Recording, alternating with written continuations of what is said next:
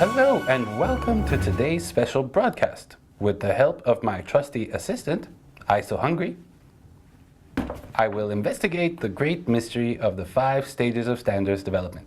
Hey Andy. Hi ISO, how are you? I'm good, thanks. You? Oh, pretty good. What's up? I'm trying to find out how ISO makes standards.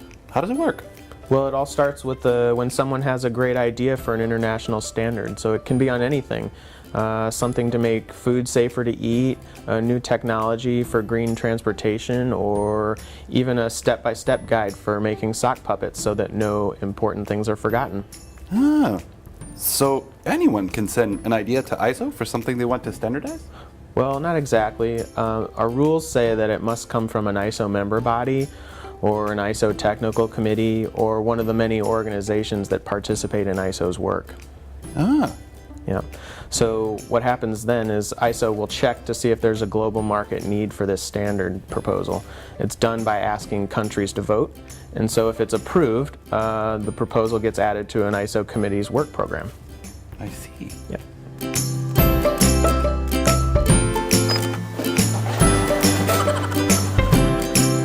So, if a sock puppet making proposal is approved by an existing committee, what happens next? Can I help write it? I type well. Well, that's great, ISO, but as you know, we have ISO members. These are the national standards bodies. There can only be one member per country, and they can choose to actively participate in a committee, and we call them P members, okay? They're participants. Now, these P members can nominate experts to write the standard, and other organizations who work with us, the liaisons, they can also nominate experts. So all of them then get together to write the draft standard, and this takes place in the working group. Ah, so experts work together and then what? Well, first the experts have to agree on the document once it's finished, and then the document is sent up to what we call the Parent Technical Committee, or the TC, for review. So unlike the working group, which is made up of the experts who write the standard, the TCs are made up of national representatives. I see.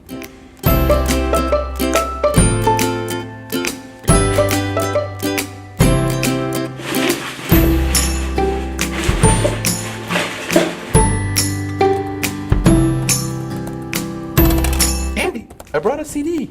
I want to dance. Not this kind of CD. We're talking about the CD stage of a standard. This is the committee draft.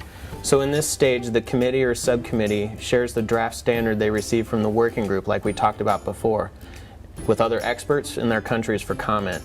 So once the member bodies receive feedback from these national experts, or stakeholders as we call them, they will then vote to approve or disapprove the draft.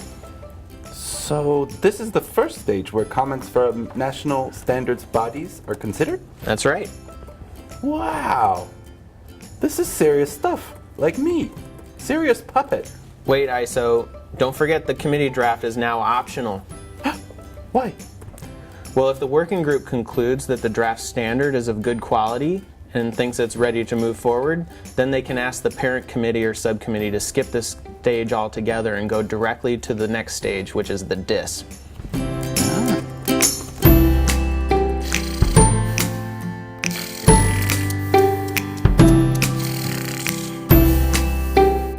Who's dissing who, Andy? Nobody's dissing anybody, ISO. The DIS stands for the Draft International Standard. What happens when a standard reaches this stage? The committee will send it to ISO Central Secretariat, and then we take that draft and send it to all ISO member bodies for voting. Oh, so up till now only P members could vote? Now all ISO members can vote? Can I vote? Well, not you, but all members can vote, but it's an obligation for the P members to vote. So how does the DIS get approved? Okay, so here's what you need. First, you need 2/3 of the P members in the committee that developed the document to approve it. And you don't want any more than 1/4 of all the votes cast to be negative. So if you've met both of these conditions, you have the consensus that you need to move on to the next stage. Cool. Do I get that pizza now?